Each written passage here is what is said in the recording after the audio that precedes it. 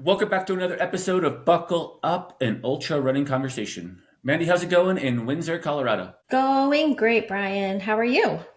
I'm well. I am training. I am about 2.5 weeks out from a race that I'm going to go do here just in Henderson, Nevada, just outside of Vegas, just south of the Strip in Las Vegas, Nevada. So I've been trying to ramp up my miles, but I'm busy. Life is busy. I'm doing a lot with school. I got a part-time gig selling shoes. The kids are busy, so we are everywhere. And I've been working really late at night. I submitted the paper last night at about 12:30. So yeah, just crazy time. So, but busy, but in Yeah. a good way. Yeah, I feel ya. Everything is here for a season. So I'm sure your school and that'll all go in ebbs and flows, but I get it. I am also busy. I'm permitting all the races for next year, trying not to pull my hair out with all the 5 million questions I get from permitting agencies. I don't even want to hear it. You know why? Because you could have had this done a few weeks ago, but you decided to run burrito segments for way too long in Windsor. Okay, I didn't run any more segments than the time on my training plan to run.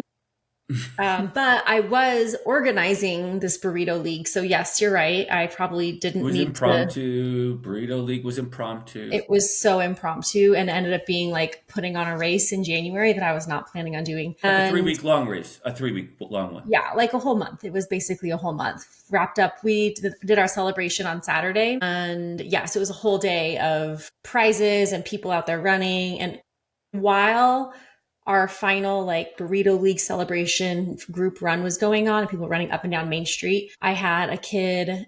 Our oldest was in the middle of a wrestling tournament. So I was literally running from burrito league a couple blocks over to the middle school to watch a wrestling match and then run back. And then our youngest had a basketball game. So I do it to myself. I know. The We call that in the running world intervals. Yes, I was running intervals between wrestling. I think I talked to you during it and I was like, just so you know, the 10-mile run on my calendar, it's not happening today. Like I might get like 5 or 6 miles in, but it's going to be like, Yeah, but you got that quick turnover, high cadence, sprinted across two football fields and a, yeah, I don't know, overgrown meadow to get to the middle school and see some boys wrestle around for, I don't know, what is it, 6 minutes or something like that? yeah, like 6 minutes. But he did good. I'm running a race this weekend though, Oh, that's so right. I'm grateful for the light running week because I'm feeling really behind with work stuff and we have a lot going on, which is all good. It's all great stuff and great opportunities.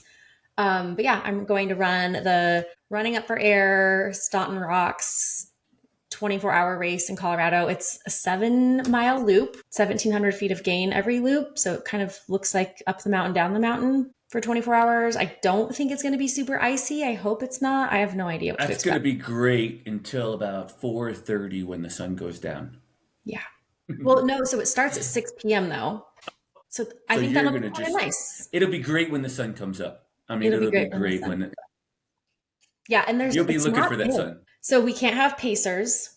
Peter Oh, Downing's I the was race. going to show up. Thank gosh. I didn't show up. Well, I I'm think just Nick's teasing. I coming wasn't with going me to to show up. support, but I think he was hoping to be able to pace. And I was talking to the race director yesterday, and he's like, "No pacers, it's just you out there." But there's only like 12 of us doing it, or 10, and then there are like 10 others that are just doing the 12-hour overnight. So I'm gonna be out there with like 20 people tops, no pacer. This is gonna be a very lonely, cold, dark race. I don't want to get too far into the weeds, but the worst part about this is that Ultra Sign Up won't recognize your top 10 finish because there's only 10 finishers. There has to be like a certain number greater than 10 because I have So doesn't done that matter before. because he uses Run Sign Up for the registration. Shoof. Unless the results are put, he could push him out to ultra sign Mhm. up. So I'm not in it for the accolades, Brian. I'm in it for to run for 24 hours and do something different. Yeah, but like three rungs down on that ladder, four rungs maybe, is your Ultra Sign Up score. I know. Are uh, you going to use a pack this weekend then for 12 hours? Are you going to use any gear? What kind of gear are you using? I am. I'm going to use my poles, I think, just because it seems like there's some pretty steep climbs. I have no idea. I can't even find a map of this course. It's so Hmm. like backcountry old school. I think it just show up. But I do have a Solomon pack I've used for, gosh, I've probably had it for the past 5 years. But now I'm intrigued to see if I could overnight an orange mud pack and try something different. Have you ever used orange mud? I have not used their packs or their gear, but we talked about just now a second ago offline. I have an orange mud a towel wrap that is used, like you can use it to cover your body when you're changing, when you get back from the trailhead and back into the parking lot and you're trying to get out of your sweaty clothes. It's that type of towel. It also is a seat cover. It doubles as a seat cover and has a little zipper that goes over the headrest. And mine is branded with, when I was an ambassador for Bigger Than the Trail. So I have like an embroidered Bigger Than the Trail logo on mine. Mine is black because my seats are black. But they really came out with that product, and it's widely used in my truck all the time. If I'm not using it and I'm sweaty, I'm putting it in the back seat cover because the dog has ran with me and she ran through 6 creeks and rolled in some dirt and now she's a mess. So it gets highly used, and it's been around for a while. I haven't had to replace it, and I think I bought it during the pandemic, if I'm not mistaken. Yeah. So quite a few Yeah, years of use out of it. I didn't even realize that that's who made those until this conversation. But I have one too from Salty Britches. And actually, I had it on my very long to do list to reach out to find out who she used to make them, to order some for my company, for Miles Beyond Running Company, to sell. And now we just got to talk with Josh about not only these cool wraps, but it kind of seems like they hold the market on those. So I bet a lot of our listeners have them, but also packs, other gear. It's turned into a variety of things. That's right. Josh Sprague is our guest this week. He's the owner, founder, creator, chief gear tinkerer of Orange Mud. He's been around since 2012 in the space, and he founded the company out of frustration with the gear he was using at the time. Hastily sew some webbing and an old fanny bag and a pistol holster together, and creates the first iteration in his garage, and loves it and decides that that's going to be the next path in their family's trajectory. Yeah, it was a great conversation with Josh. We look forward to you guys tuning in. If you haven't checked out their products, Orange Mud on the Instagram, socials, orangemud.com is the website, and just fun to hear innovation come out of passion for product. Yeah, thanks guys for tuning in. We appreciate your time. And here's Josh Sprague.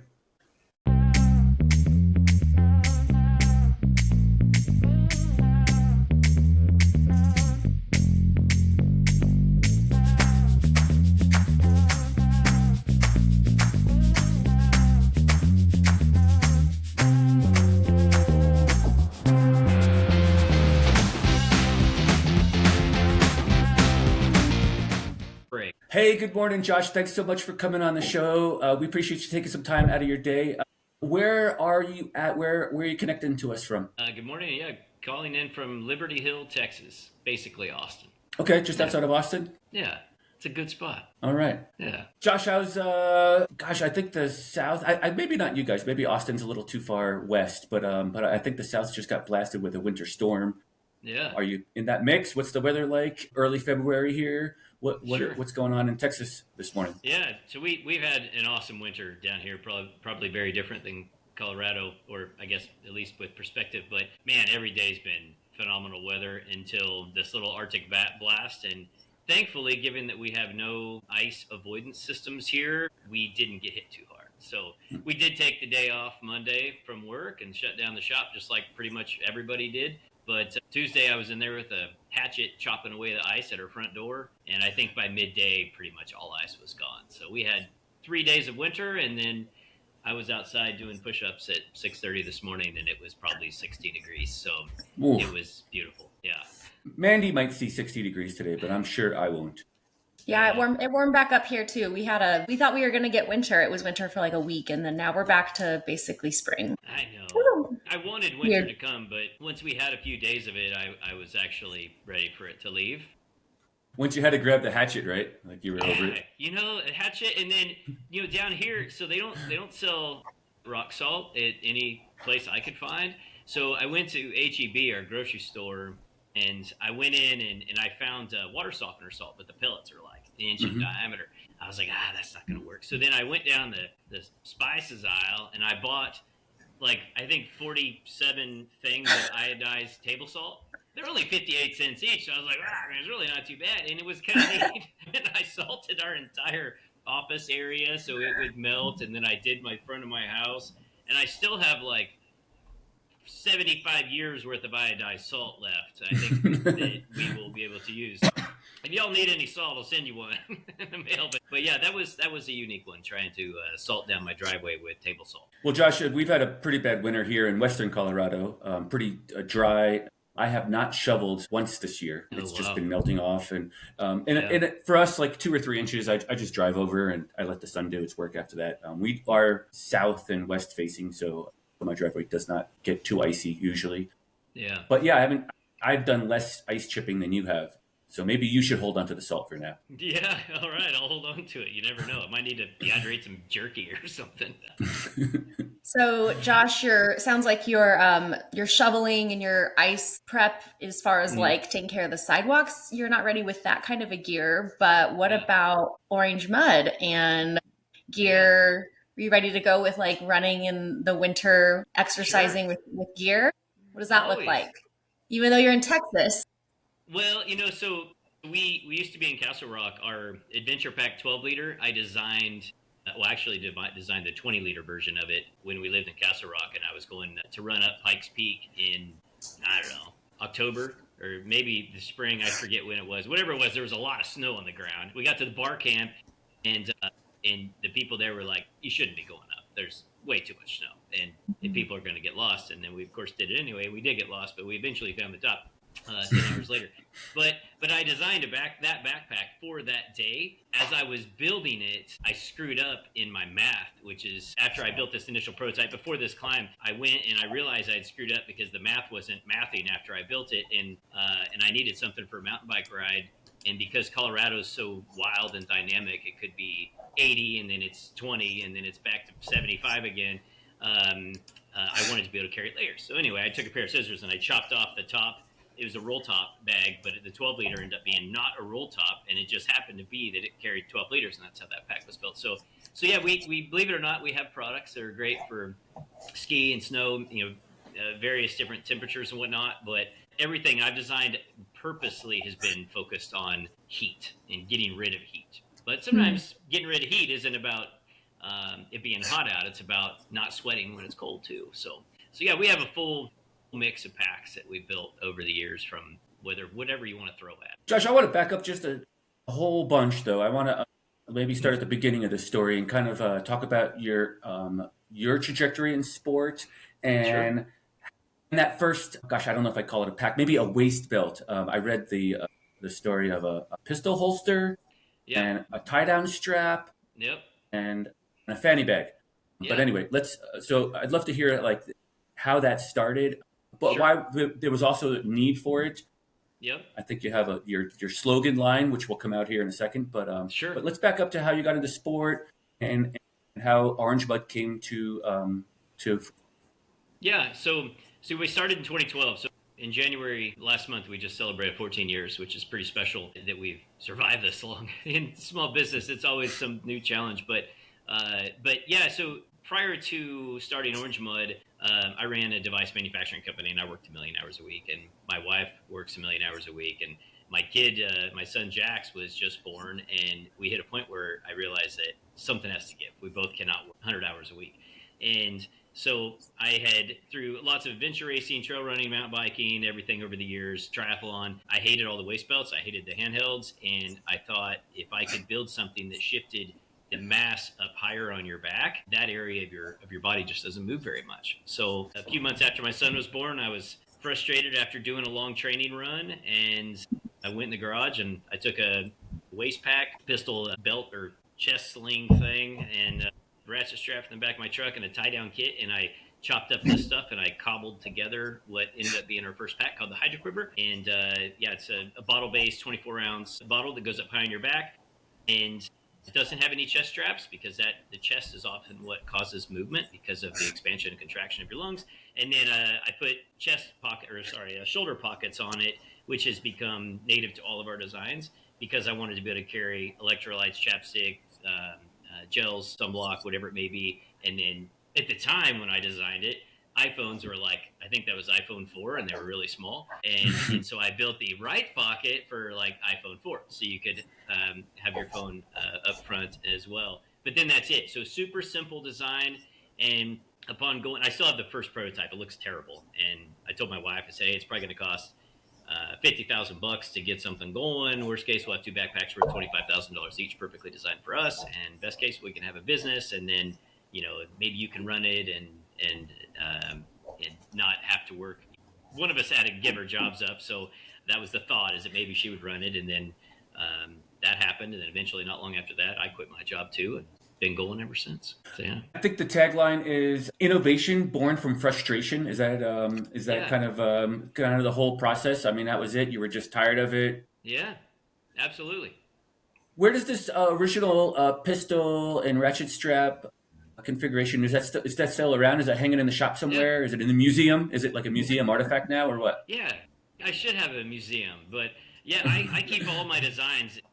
I like to purge junk from my life, but I have a hard time throwing away prototypes, so they're all stored in the loft above our main office up front, the reception area, and yeah, I mean it looks terrible. It's just a I think it was like an old Go Light waist belt that Hmm. I kind of took the pocket from it and then sewed some wings onto it, and then yeah, it really looked crude, but it worked really well. I mean, I'm still fascinated that it worked so well. I mean, it probably could have cost like $1.50 if we just had just a bottle opener or bottle holder on it. But yeah, I keep all the original designs. They may not always look cool, but some of my prototypes actually look really cool over the years. And it's more neat to see in the beginning where I had a home based sewing machine that was not very good, right?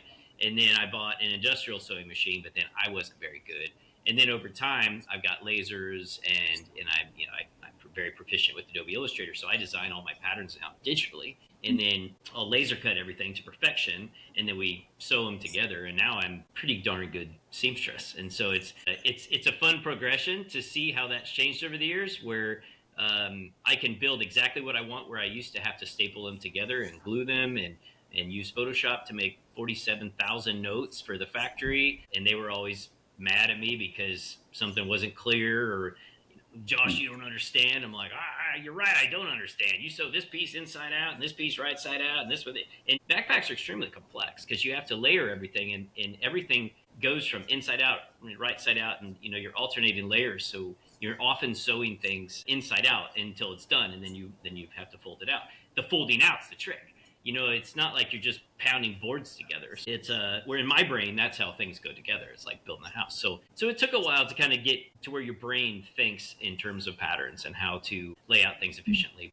It's I'm not perfect, but I got it pretty well figured out in 14 years. Josh, you talking about that inside out thing, that just took me back to like home ec days. Like I remember Yeah, learning how to sew inside out and then leave just yeah, enough room to turn it inside out. I bet your home ec teacher is really just pumped and feeling she very is. proud of you at this point. Yeah, yeah, Miss Briner, she's awesome. Yeah, in Alma, Kansas. I grew up, country kid, and Okay. we had a teeny little school. And the only reason I not only took home ec, I actually took clothing 2 years. And the reason why is because I wanted to be an architect. And my school had, like, there was 31 of us in our high school class, and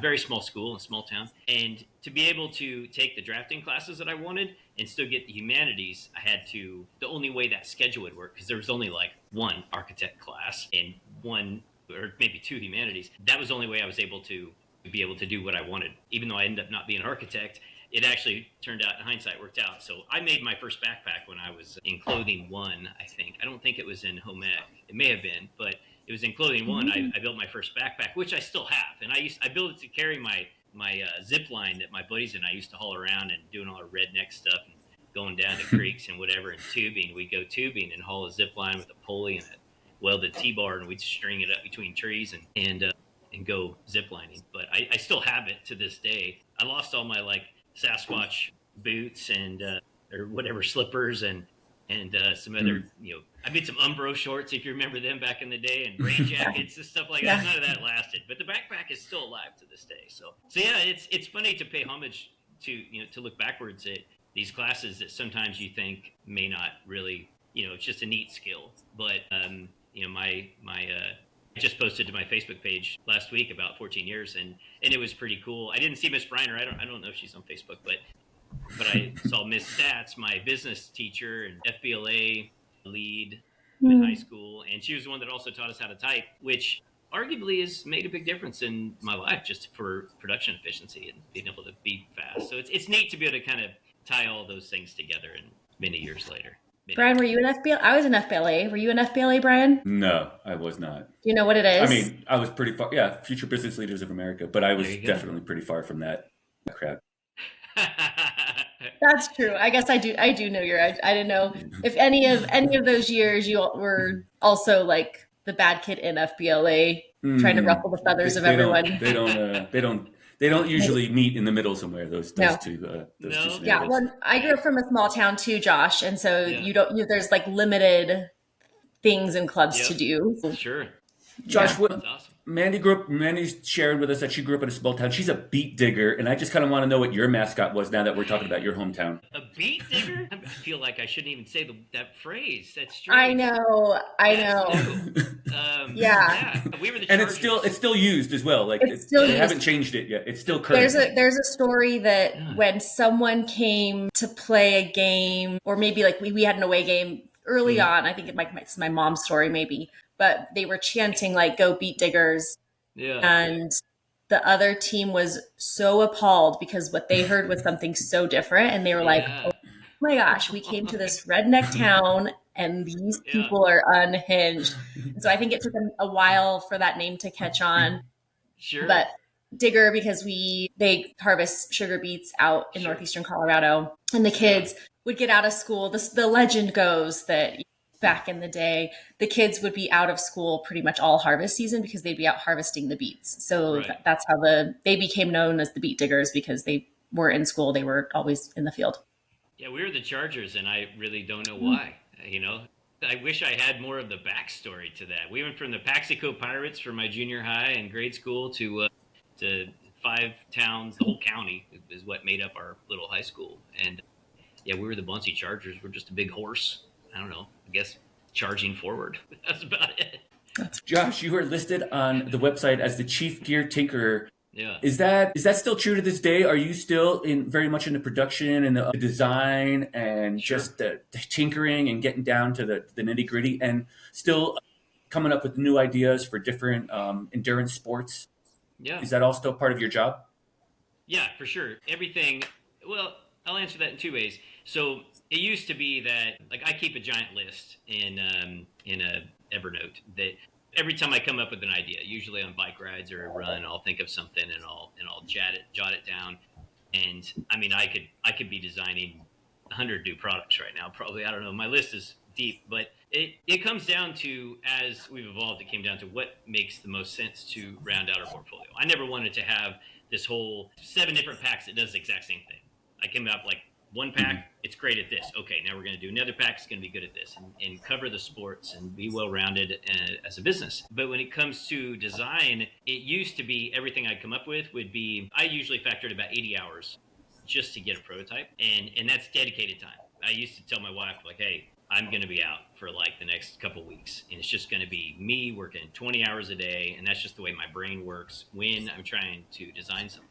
This was before I knew how to use Adobe Illustrator and had lasers, because I used to do this all on a piece of paper, which is a total pain. So I'd use poster board, and I'd trace out half a pattern and fold it over, and then I'd unfold it after I cut it out, and I'd sew that piece, and then I'd build upon things. But yeah, so I hit a point where I struggled to find that much time available. And so I have hired a designer, and then I have a backup guy I'm actually in talks with right now that I can give the direction to, and they can put it in Illustrator for me, and then I send it to the factory and they have the prototype made. And that's been a change that's just happened this year. And so it's like, for anybody that follows Orange Mud, you might have seen I've kind of slowed down with rolling out new products. And the only reason is because I have 3 companies, and I hit a point where I couldn't find time. I have it constantly. I have a clipboard. I'm a big paper clipboard guy. And I have like 5 designs, literally 6 wrote down right next to me right now. But that would take me 2 or 3 years normally.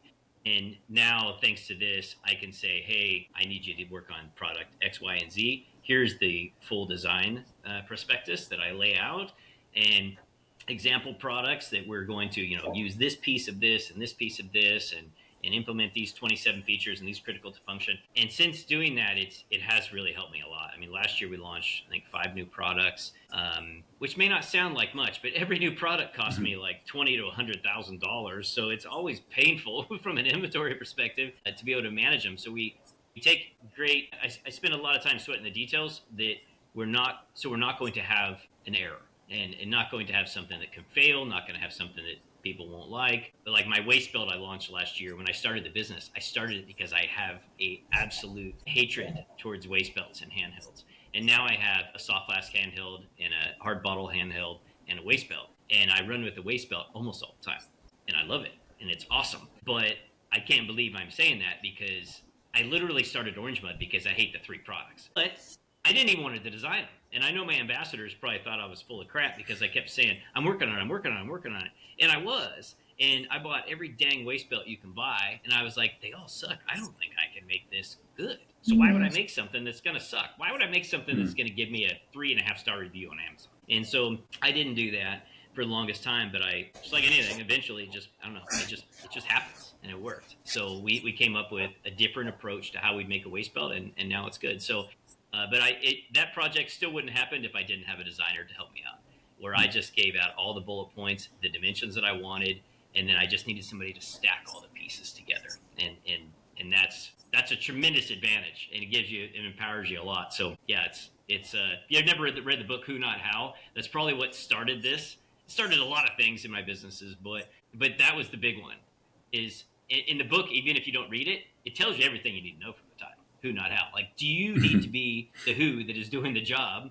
And once I realized that, I'm like, wow, what a novel concept. It's stupid, right? I mean, everybody, it's like, oh yeah, if you're not a designer, pay a designer to do the design job. If you're not an SEO guy, pay the SEO guy to do the SEO job. And so we have totally transformed all of our operations as a result of that basic mindset. But yeah, it's helped a lot with designs. But I'm the guy that still does the sign off and testing of everything before it ever goes to live. So the answer is yes, but it's changed. Yeah, I think that's important when you're designing any business. Like you can still have the vision, the idea, the values, the functionality, the quality behind the product, but you maybe don't need to be the guy that's actually designing it. Like you said, you've probably learned all these things. So I think for anyone listening that is an entrepreneur and a business owner, that's like the number one piece of advice I give in any of my mentoring I do is what are the jobs that are not your masterpiece, your expertise, your shining star.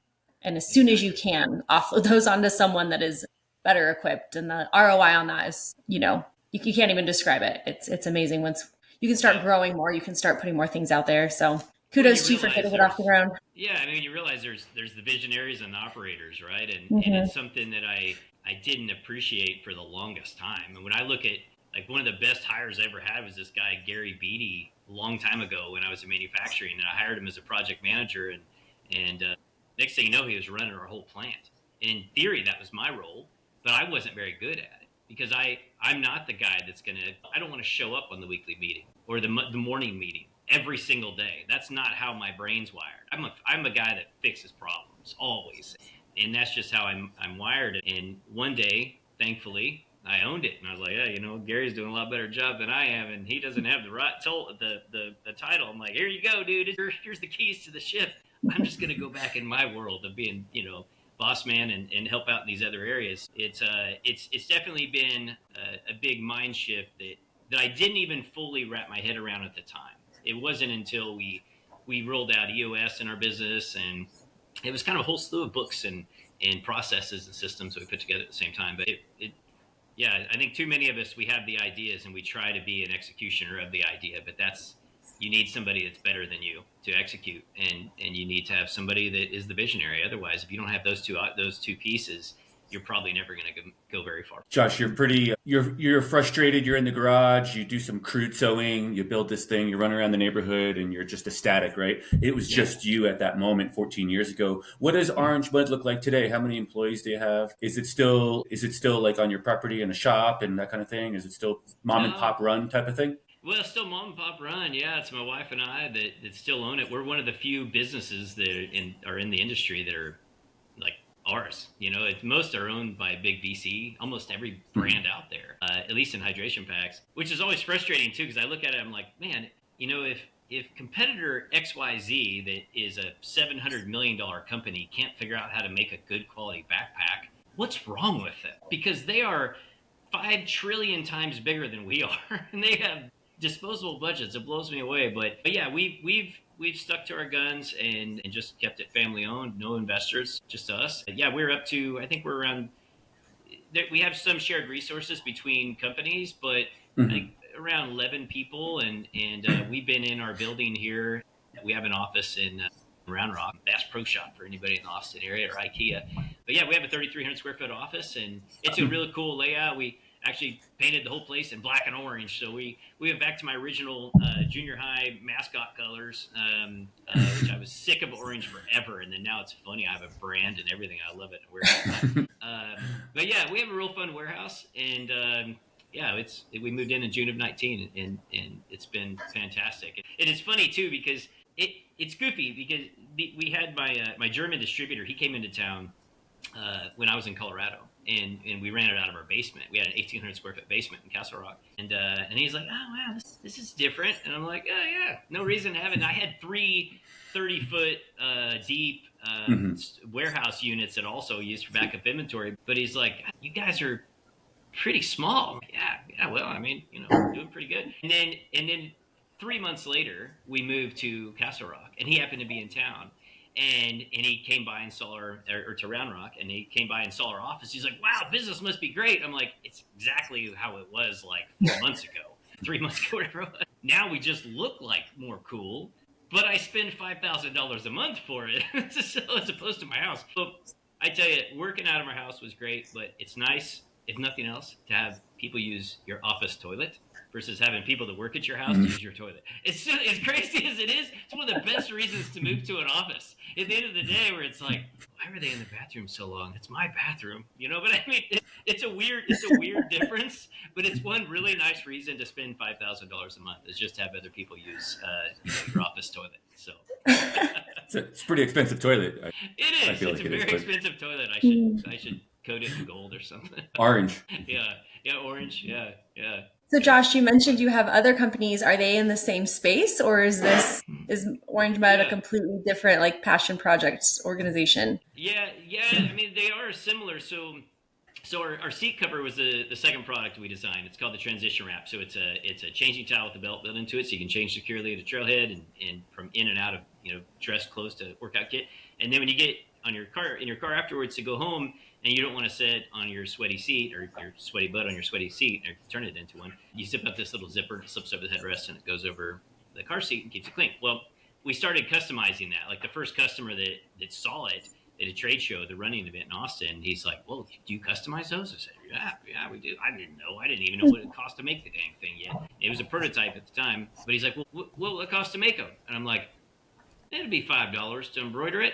And he's like, "Ah, cool. What's the minimum?" And I was like, 25. I was thinking 5. I had no idea. I really didn't. We ended up buying boxes to fit that size of 25. It ended up being our case size. All from this one conversation with this guy that never even probably would appreciate all the steering he did in that 5 minutes of conversation. But the long story, or the short version of it, is that we customize those towels, and And that what's it started called?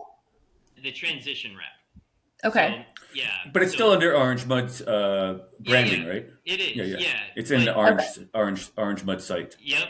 So like Fleet Feet, for example, was one of the first big running stores that carried that product, and they wanted their logo on it. So I embroidered it on the headrest, and that led to 180 Fleet Feet stores that we were in. And so we were embroidering a lot of Fleet Feet towels, and then that led to the next store and next door, next door, next door, over 800 retail stores, and then we had clubs and teams that were buying them, and so that was this kind of constant growth cycle. And then I had a lady from one of the Fleet Feet Mm. stores critique me one day. She owned an embroidery shop. She's like, "Josh, your embroidery is not very good." And I was like, it that bothered me because I care 1,000% about quality. That is my sole purpose in life for everything that I do is do it the right way every single time. But I'm not an expert with embroidery, so I didn't know. I've been outsourcing it, and I, when we moved our business to Texas, the people I was outsourcing to were rude. I couldn't hardly get most of them to respond to me, and their prices were stupid.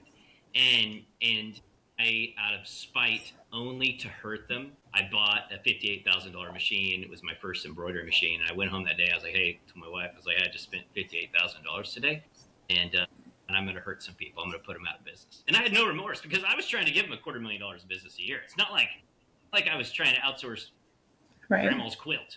And so I was like, man, I'm doing somebody a solid. I mean, if somebody came to me now and offered me $250,000 a year, I would fly to their facility. I don't care where they are. I'm like, yeah, let's do it. And here I couldn't get most of these guys to even take my business. So we ended up starting our other business, Seven Clay, as an embroidery mostly for us. But then because of all the races I sponsored, I made one post about it showing it being unloaded off a flatbed wrecker. That's how they move these giant machines. And I had a bunch of races that I sponsored, and they reached out and said, hey, do you make patches? I was like, yeah, probably. I mean, I know the machines can. We don't know how to, but we quickly figured it out. And then next thing you know, now Seven Clay is twice the size of Orange Mud, and has a very strong upward trajectory. We do embroidery and screen printing and laser engraving and direct film and all sorts of fun things, all in our shop. So it still complements Orange Mud quite well, and we're largely in the same space. We make custom, like we have full cut and sew in Costa Rica that does technical apparel, and we still work with tons of clubs and stores and whatever. So it's a parallel, but it's definitely different, and it's a perk because we get to screen print and embroider all of our own products, and then when we have the random products that come up that are crazy, then next thing you know, we just utilize one of our factories from around the world. And even cut and sew, like we're making horse balls and cow balls right now, like these giant balls for horses and cows to play with. They're big inflatable balls. Through a friend of mine in the industry, she's like, you have sewing machines, right? I'm like, yeah, I have 2 full-time seamstresses that work for me. And she's like, well, can you make cow balls and horse balls? And I started laughing. I'm like, what are you talking about? And she's like, yeah, like a 40-inch diameter horse ball. I was like, okay, I mean, probably, I guess. And so, yeah, next thing you know, we're in the horse and cow ball business. So that's what we're making now.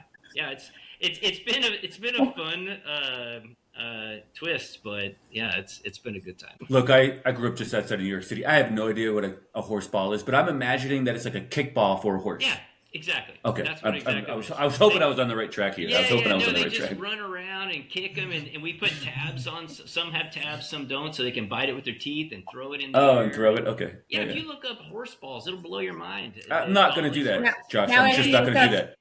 Believe it or not, it's fairly safe. I too, I was like, man, this is going to go in some database. And I went on YouTube and searched it. I didn't get anything weird, but yeah. Josh, if you look up cow balls, actually, I am like a mile away from Rocky Mountain Oyster. Yeah. Bruce's? Yeah. Bruce's bar. Actually, my best friends own that bar, and that's where you can find cow balls. Yeah. And whenever wants to come visit, Rocky Mountain Oysters. Yeah. Fun fact, they're not from the sea. Not the same thing that Josh is making. And not Just the same a reference thing for the listener. Not the same thing. Yeah, so many cow balls. Those taste good, and ketchup and maybe some cocktail sauce, but yeah, they're still not made from a fish. That's great. Or from the ocean. Yeah. Now, fun fact, growing up, this little town of McFarland, Kansas, it had like population of 75 maybe. They used to have a bar and live music on, I don't know, Wednesdays or something. My parents used to go over there, and they had a Rocky Mountain oyster feed, and I didn't know until I was probably a teenager what I was eating. I just thought I always envisioned this beautiful stream in the mountains of the Rockies, and inside there were these little oysters hanging out, and we're frying them up in McFarland, Kansas, listening to music and playing outside with my friends on the swing set. But hey, whatever. Maybe I don't know. I guess they're good for you. Probably. I love it. Is McFarland, is that the same place where the movie is? How many McFarlands can there be? It's not that movie? It's not that movie? So. I don't okay. think so. Dang, I was going to say that's actually Googling it behind the scenes, Mandy. I was already Googling it. A cool tie-in. No, that's where you came from. No, I highly doubt McFarland, Kansas. It's a beautiful little town, but I don't think there's a movie from there that I'm aware of.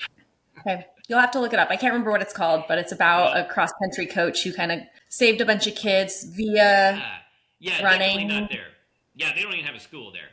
Well, maybe. Okay. I don't even think there's a school there, even grade school. But yeah, no, I know that movie. Yeah, that was great. But no, that was somewhere else. I forget. Okay. Yeah, somewhere in the Midwest. Well, thanks for sharing about your businesses. I mean, that's super cool. I think as runners, we're always looking for innovative technology and, of course, like respecting when it comes from someone that really did see a flaw in the functionality of what we're using. And it's fun to see that you've been able to grow that in other brands and other, not just help yourself and your own materials. It sounds like you're helping other people Yeah. produce their horse balls.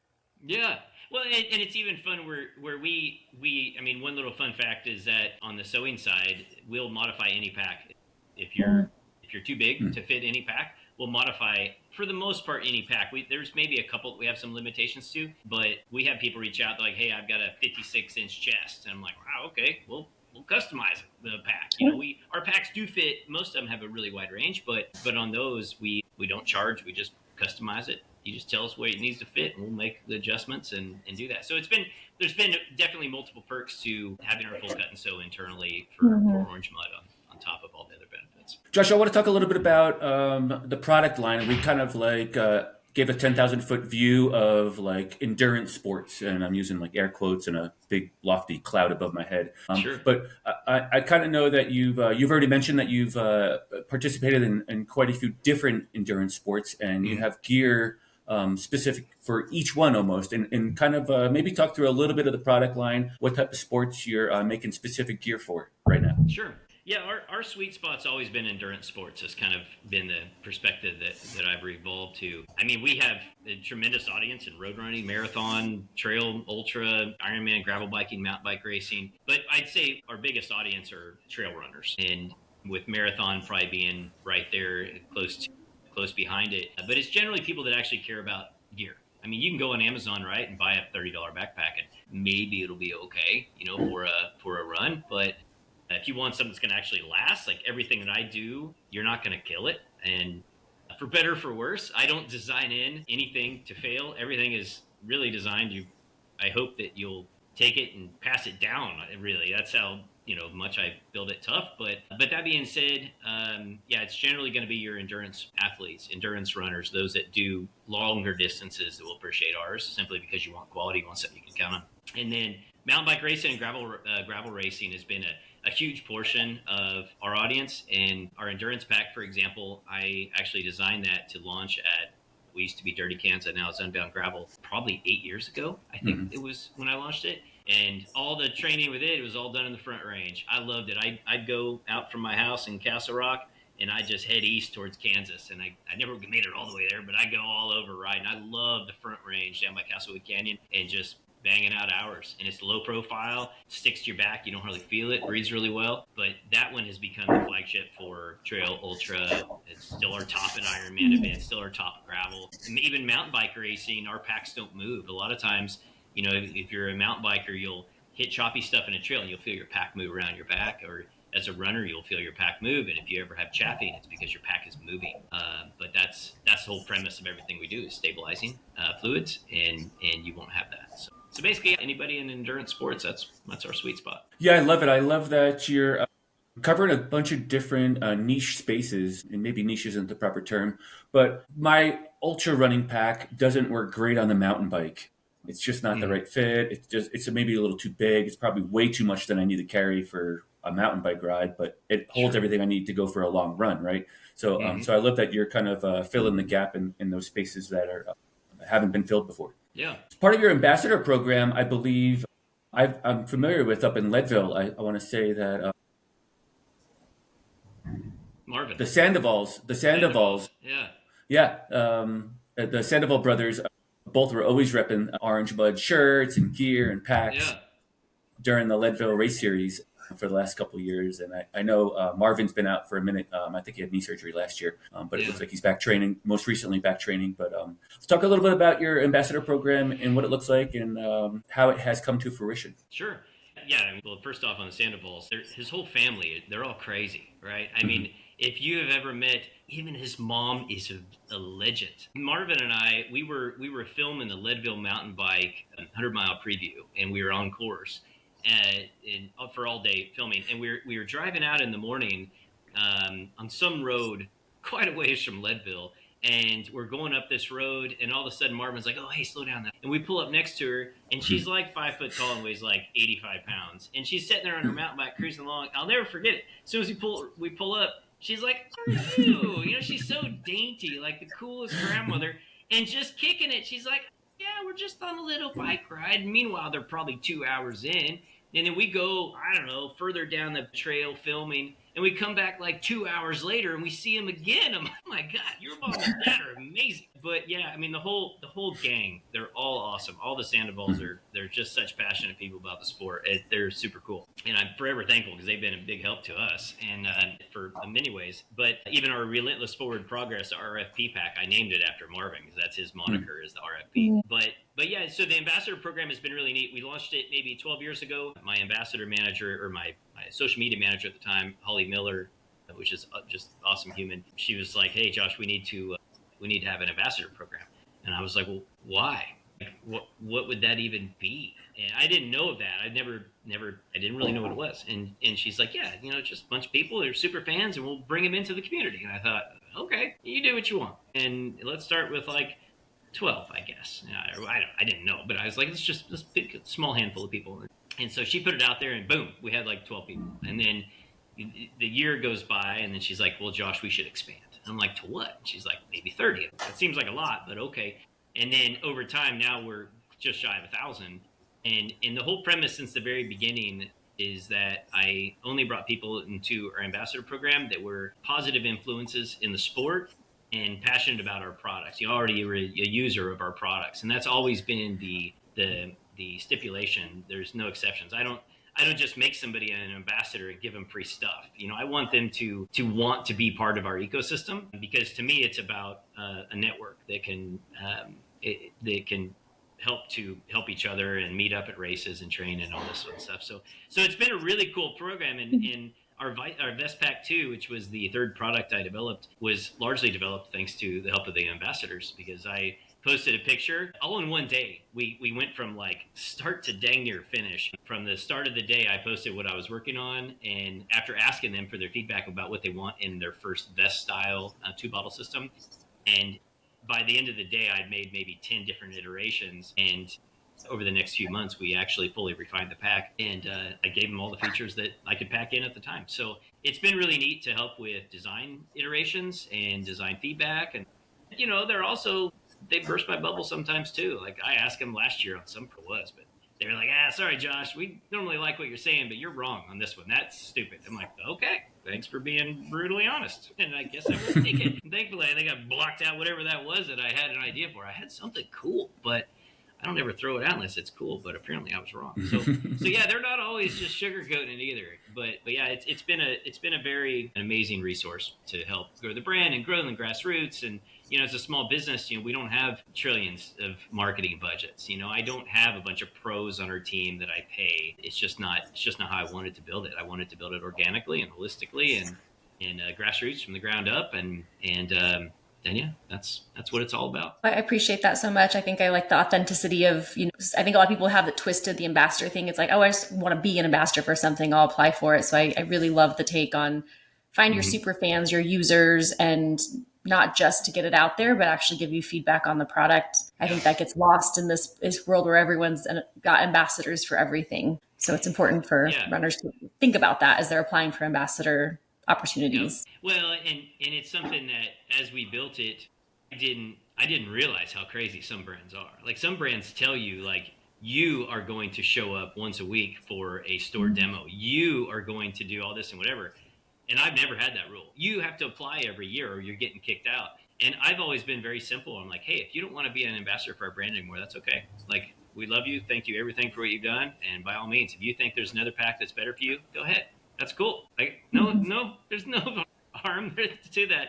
But we've never forced anybody to do anything. I like I said since the beginning, is just do good, make a positive influence. And it's people from the very back of the pack to the front. And that's I think it's where trail and ultra running used to be. It's where gravel biking used to be. And it's a lot of sports, you see them, they kind of start small and organic, and then they start to get refined and can be messy and overmanaged. But we've tried to keep the ambassador program the same, where it's just small and easy flowing. Josh, we want to be respectful of your time, and we appreciate you coming and have the conversation this morning. I do have one last question for you.